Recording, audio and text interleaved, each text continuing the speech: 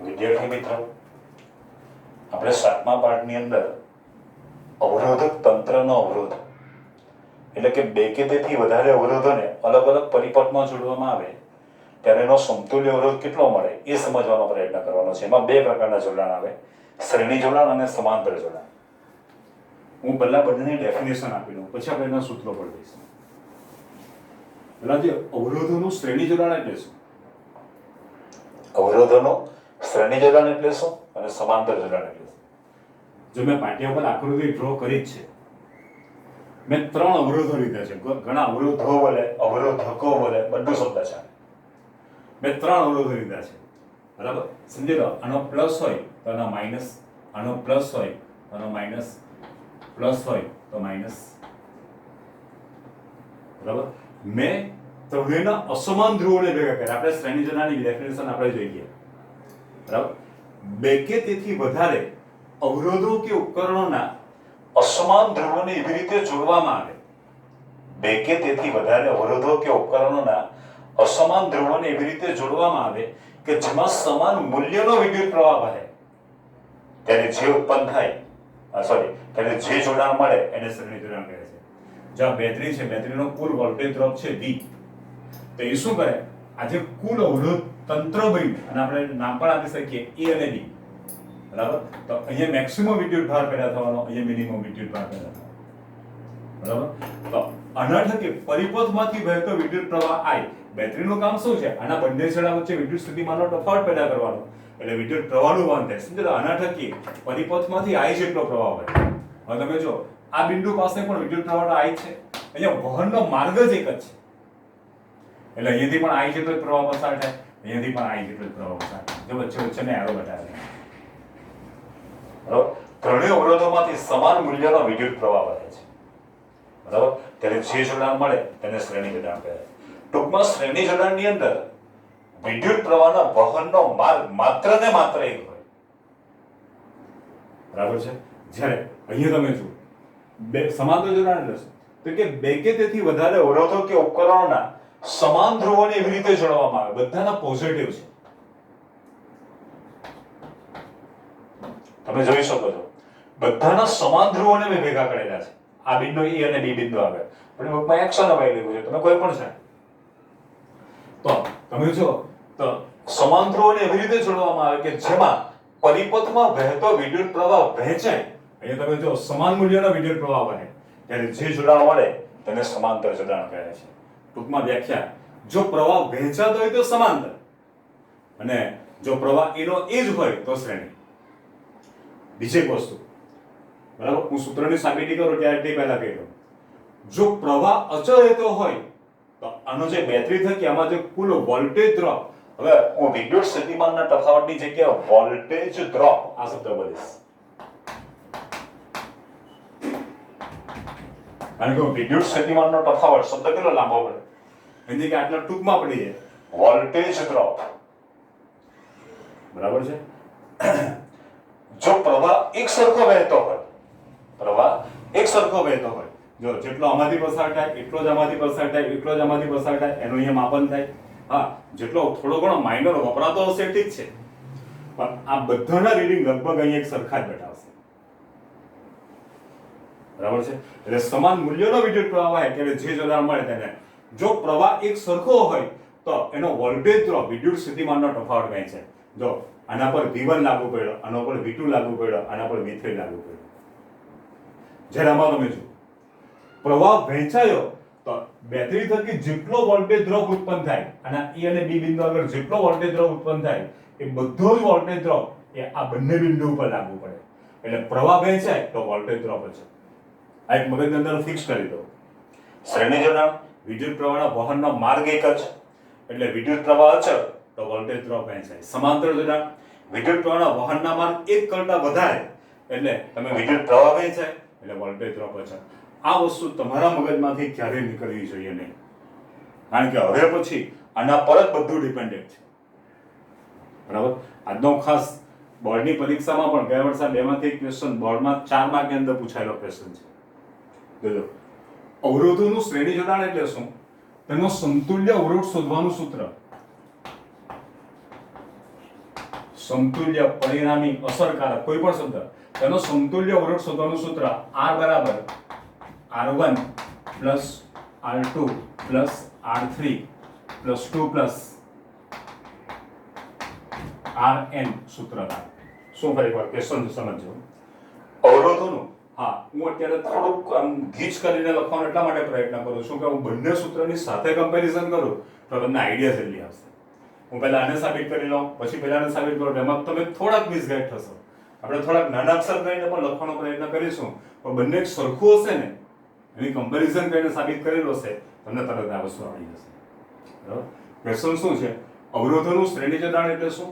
તેનો સમતુલ્ય અવરોધ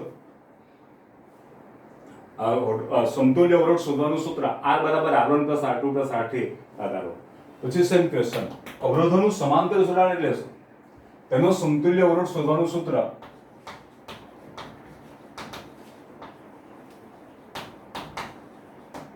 one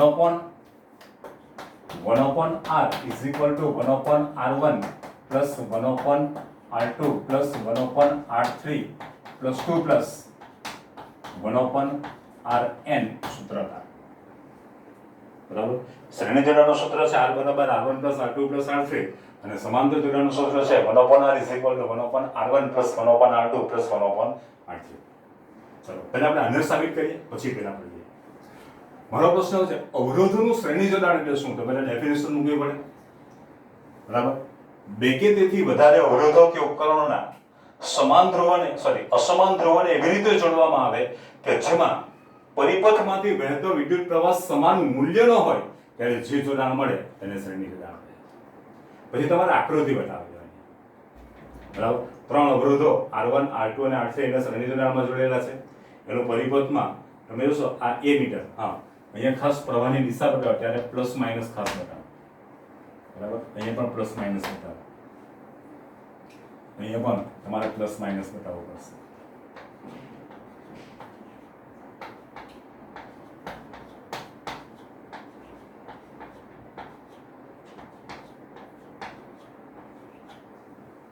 થઈ ગયું છે ને? ચાલો હવે તમે આ આકૃતિનું વર્ણન કરવું પડશે.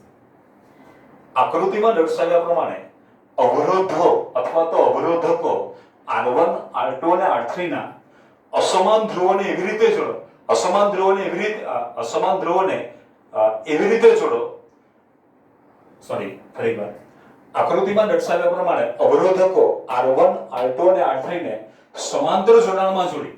આપણે એની ડેફિનેશનમાં અસમાન ધ્રુવ શબ્દ આવી જ ગયો છે એટલે અહીં સીધું જ મારે કહેવું પડશે શ્રેણી જોડાણમાં. ફરીવાર આકૃતિમાં દર્શાવ્યા પ્રમાણે અવરોધો R1 R2 અને R3 ને શ્રેણી જોડાણમાં જોડી તેનું બેટરી અને કળ સાથે વિદ્યુત પરિપથમાં જોડાણ કરતા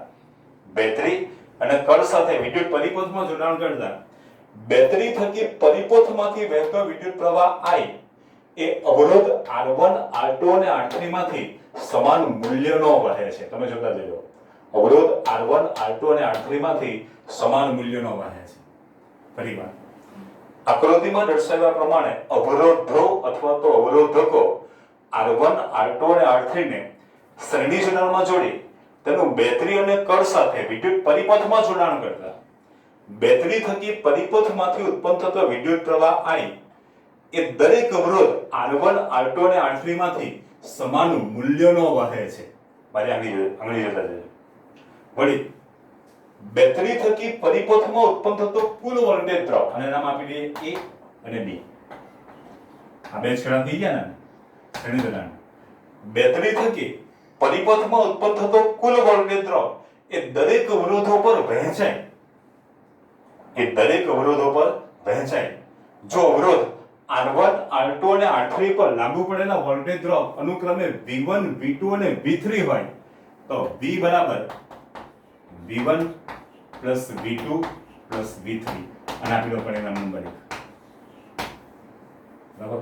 અહીંયા સુધી ચોક્કસ ખબર પડી. ફરી એકવાર બેટરી થકી પરિપથમાં ઉત્પન્ન થતો કુલ વોલ્ટેજ ડ્રોપ એ દરેક અવરોધો પર વહેંચાય. પ્રવાહ અચળ છે તો વોલ્ટેજ ડ્રોપ વહેંચાવાનો. જો અવરોધો R1 R2 અને R3 પર લાગુ પડેલા વોલ્ટેજ ડ્રોપ અનુક્રમે V1 V2 અને V3 હોય તો કહી શકું V બરાબર V1 plus V2 plus V3 અને આપેલું પરિણામ નંબર 1. હવે ઓહમના નિયમ પ્રમાણે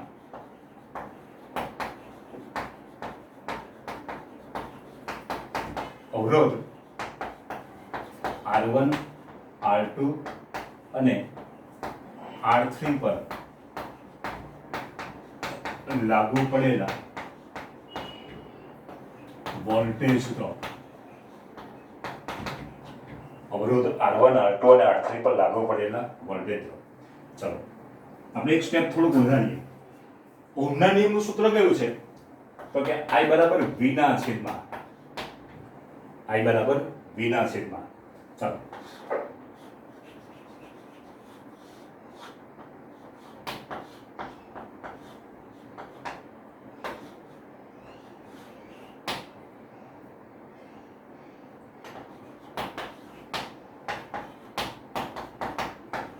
સીધું સૂત્ર છે I બરાબર V ના છેદમાં R. ચાલો જો અવરોધનું મૂલ્ય છે R1, પ્રવાહનું મૂલ્ય છે I1 અને વોલ્ટેજ ડ્રોપનું મૂલ્ય છે V. પણ આપણે કહી શકાય કે ઓહમના નિયમ પ્રમાણે અવરોધ R1 માંથી પસાર થતા વિદ્યુત પ્રવાહનું સૂત્ર કયું મળશે? I1 બરાબર V ના છેદમાં R1. સમજી લો ABC છે. શું છે? ABC. તો આજે અવરોધ B છે માંથી પસાર થતા વિદ્યુત પ્રવાહનું સૂત્ર કયું મળશે? C બરાબર A ના છેદમાં B. I બરાબર V ના છેદમાં R. I બરાબર V ના છેદમાં XYZ છે. XYZ છે. તો શું આવશે? તો કે Z બરાબર Y ના છેદમાં X. Z બરાબર Y ના છેદમાં X. આ ખબર પડે છે? બરાબર. ચાલો એ નિયમો અહીંયા લાગુ પડે. બરાબર ને? જોજો હવે ઓહમના નિયમ પ્રમાણે અવરોધ R1 R2 અને R3 પર લાગુ પડેલા વોલ્ટેજ ડ્રોપ હું ડાયરેક્ટ ગણી જાઉં. આપણી બુકમાં ડાયરેક્ટ લખેલું છે, ગાઈડમાં પણ ડાયરેક્ટ લખેલું છે. બરાબર. તો હું થોડો એક સ્ટેપ વધારીને જાઉં. તો ચાલો અવરોધ R1 માંથી કેટલો વિદ્યુત પ્રવાહ પસાર થાય છે? તો I જેટલો. વોલ્ટેજ ડ્રોપ કેટલો છે? V1 અને અવરોધનું મૂલ્ય કેટલું છે? R1. I બરાબર V ના છેદમાં મને સૂત્ર મળશે ને I બરાબર V1 ના છેદમાં R1. V1 ના છેદમાં R1 માટે V1 બરાબર IR1. V1 બરાબર IR1. જો મેં આના પરથી મેળવી નાખ્યું અવરોધ R1 માંથી પસાર થતો વિદ્યુત પ્રવાહ I, વોલ્ટેજ ડ્રોપ V1 અને અવરોધનું મૂલ્ય કેટલું છે? R1. એટલે I બરાબર V1 ના છેદમાં R1. ચાલો એ જ પ્રમાણે અવરોધ R2 માંથી પસાર થતા વિદ્યુત પ્રવાહનું સૂત્ર કયું મળશે? તો કે I બરાબર V2 ના છેદમાં R2 માટે V2 બરાબર IR2 અને અવરોધ R3 માંથી પસાર થતા વિદ્યુત પ્રવાહનું સૂત્ર કયું મળશે? તો કે I બરાબર V3 ના છેદમાં R3. I બરાબર V3 ના છેદમાં R3 માટે V3 બરાબર IR3. બરાબર. આપણી બુકમાં ડાયરેક્ટ જ V1 બરાબર IR1, V2 બરાબર IR2, V3 બરાબર IR. પણ તમે આને પછી ગોખવું પડે. આમાં ગોખવાનો કોઈ માર્ગ જ નથી. સીધું તમને મગજમાં આવી જશે I1 બરાબર એટલે V1 બરાબર IR1. આ ખ્યાલ આવી ગયો? ચાલો જો અવરોધ R1 R2 અને R3 નો સમતુલ્ય અવરોધ R હોય, બરાબર, આની ફિગર અને આની ફિગર માટે કોમન અહીંયા એક બાજુમાં એક ફિગર બનશે. અહીંયા જો હું અત્યારે ત્યાં બનાવું છું. ચાલો જો અવરોધ R1 R2 અને R3 નો સમતુલ્ય અવરોધ R હોય,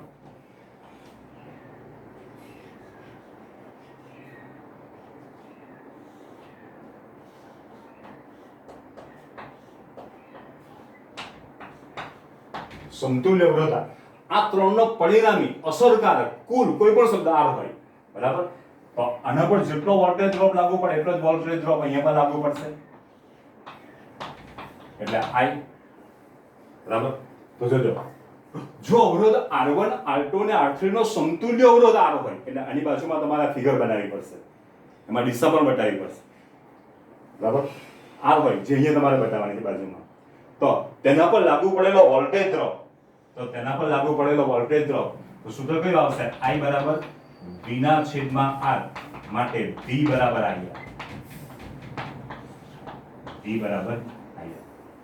આ ખબર પડી તમને? ચાલો ખરેખર હવે ઓહમના નિયમ પ્રમાણે અવરોધ R1 R2 અને R3 પર લાગુ પડેલા વોલ્ટેજ ડ્રોપ તો I બરાબર V1 ના છેદમાં R1 માટે V1 બરાબર IR1. એ પ્રમાણે I બરાબર V2 ના છેદમાં R2 માટે V2 બરાબર શું થવાનું IR2.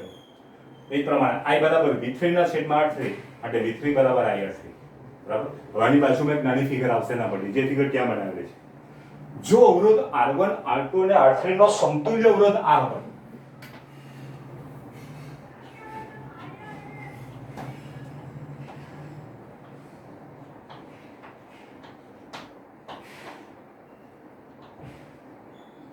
સમતુલ્ય અવરોધ R હોય તો તેના પર લાગુ પડેલો વોલ્ટેજ ડ્રોપ તો શું આવશે?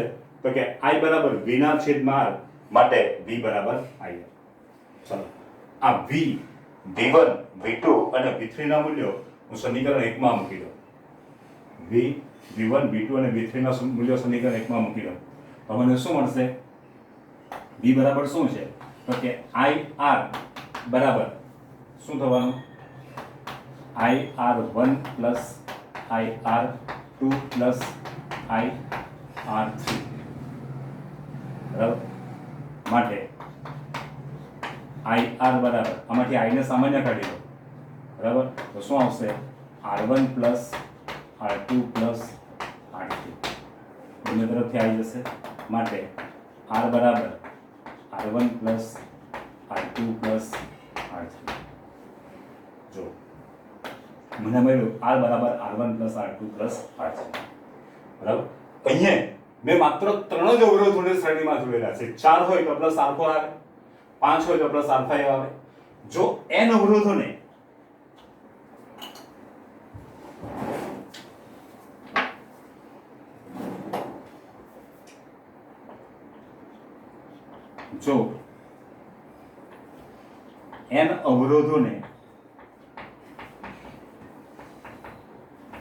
શ્રેણી જોડાણમાં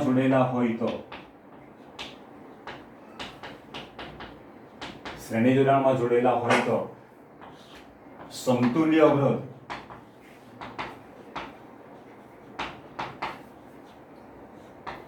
R બરાબર R1 plus R2 plus R3 plus 2 plus R જે આપણે સાબિત કરવાનું.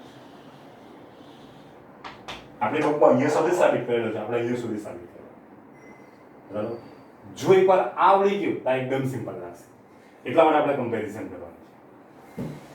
ફરી એકવાર શ્રેણી જોડાણમાં પ્રવાહના વહનનો માર્ગ એક જ. બરાબર. એટલે તમે જો પ્રવાહ એક સરખો હોય એટલે વોલ્ટેજ ડ્રોપ વહેંચાય. જ્યારે પેલામાં સમાંતરમાં વિદ્યુત પ્રવાહના વહનના માર્ગ એક કરતા વધારે એટલે પ્રવાહ વહેંચાય એટલે વોલ્ટેજ ડ્રોપ કોમન થાય. બસ ખાલી આટલું યાદ રાખો એટલે તમને આવી જશે. ચાલો અને પાછું વ્યાખ્યાયિત કરવાનું છે એ આપણે પહેલાના વ્યાખ્યાયિત કરશું ને ત્યારે સાથે કરશું. બરાબર. આને સમજવાનો પ્રયત્ન કરીએ. ચાલો આ ખ્યાલ આવી ગયો? હું ફરી એક વાર સમજાવીશ. ચાલો અવરોધોનું સમાંતર જોડાણ એની વ્યાખ્યા આવશે પહેલા. બે કે તેથી વધારે અવરોધો કે ઉપકરણોના સમાન ધ્રુવોને એવી રીતે જોડવામાં આવે કે જેમાં પરિપથમાં વહેતો વિદ્યુત પ્રવાહ વહેંચાય ત્યારે જે જોડાણ મળે તેને સમાંતર જોડાણ કહે છે. બરાબર. પછી આ તમારે ફિગર બનાવવાની છે અને એના પર લખાણ લખવાનું છે. આકૃતિમાં દર્શાવ્યા પ્રમાણે અવરોધકો R1, R2 અને R3 ને સમાંતર જોડાણમાં જોડી તેનો બેટરી અને કળ સાથે વિદ્યુત પરિપથમાં જોડાણ કરતા બેટરી થકી પરિપથમાંથી વહેતો વિદ્યુત પ્રવાહ I એ બિંદુ પાસે આવી 3 ભાગમાં વહેંચાય છે. જો અવરોધો R1, R2 અને R3 પર R3 માંથી વહેતો વિદ્યુત પ્રવાહ અનુક્રમે I1, I2 અને I3 હોય તો I બરાબર I1 plus I2 plus I3.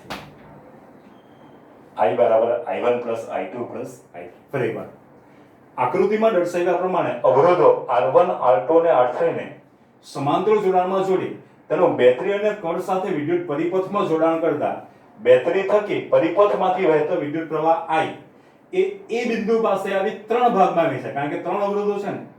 જો અવરોધો R1, R2 અને R3 માંથી પસાર થતો વિદ્યુત પ્રવાહ અનુક્રમે I1, I2 અને I3 હોય તો I બરાબર I1 plus I2 plus I3.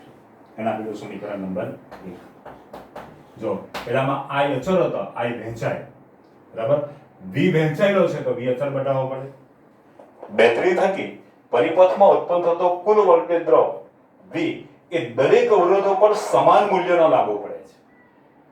Battery થકી પરિપથમાં ઉત્પન્ન થતો કુલ વોલ્ટેજ ડ્રોપ એ દરેક અવરોધો પર સમાન મૂલ્યનો લાગુ પડે છે.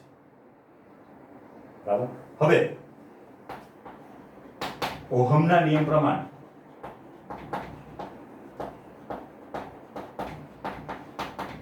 અવરોધ R1 R2 અને R3 માંથી પસાર થતા વિદ્યુત પ્રવાહ.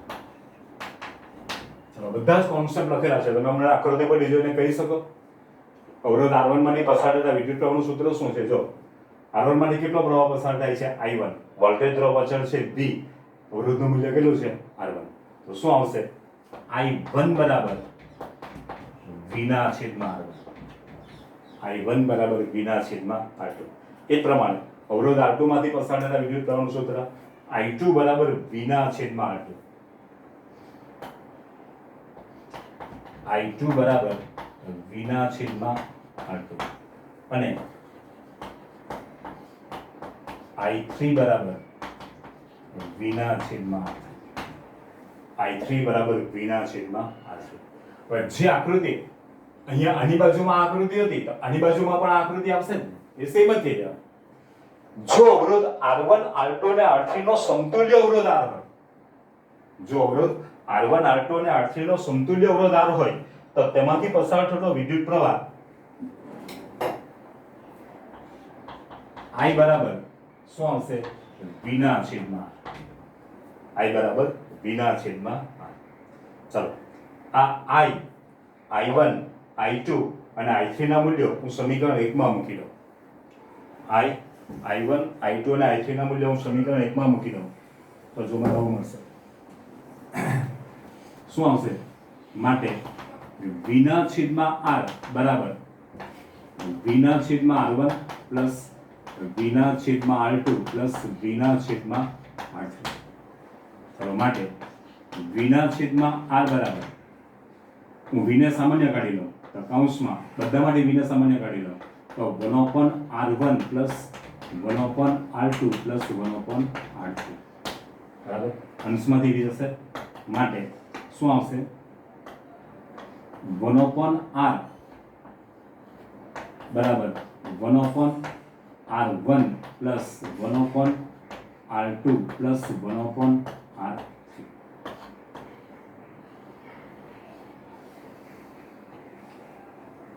થઈ ગયું?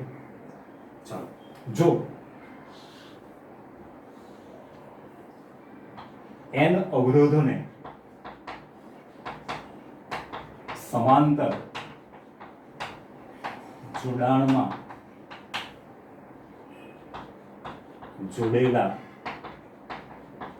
હોય તો બરાબર સમતુલ્ય અવરોધ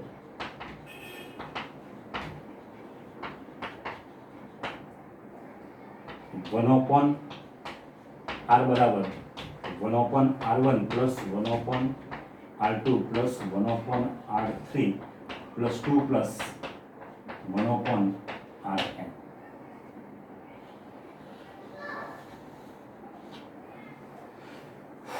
જોઈ લો તમે.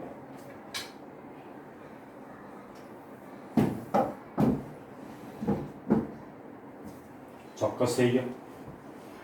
ખ્યાલ આવી ગયો?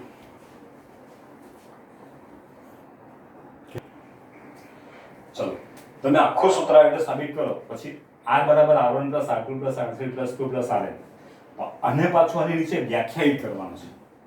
જો આને વ્યાખ્યાયિત કરું 1 ઓમેગા 2 ઓમેગા 3 ઓમેગા નું શ્રેણીમાં જો તો 1 + 2 + 3 તો 3 ને 2 5 ને 6 ઓમેગા થાય વત્તા 4 હોય તો 10 ઓમેગા થાય.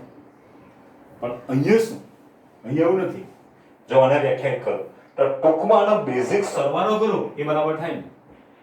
જોજો આમ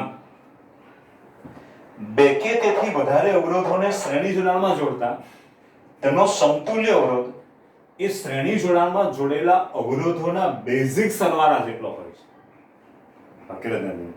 આમ બે કે તેથી વધારે અવરોધોને શ્રેણી જોડાણમાં જોડતા તેનો સમતુલ્ય અવરોધ અથવા અસરકારક અવરોધ અથવા પરિણામી અવરોધ એ શ્રેણી જોડાણમાં જોડેલા અવરોધોના બેઝિક સરવાળા જેટલો હોય છે.